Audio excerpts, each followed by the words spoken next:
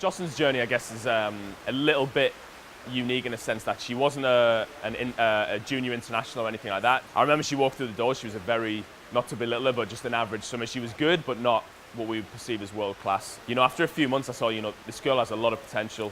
She was doing times in training that I thought, you know, this girl, she's going to drop big at some point.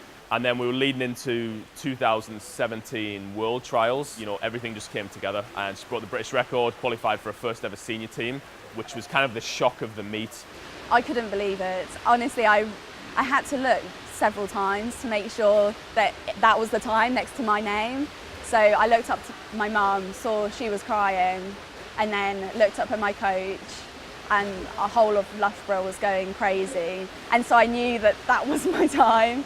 And yeah, I just felt so surreal. Sometimes I still can't believe it.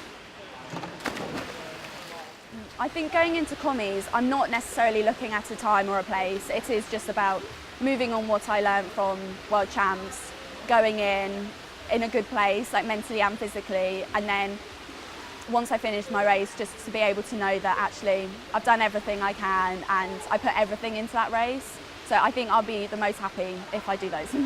She has a fantastic opportunity. She's in an event where, again, she's got 2 Olympic finalists, one from England, one from Wales.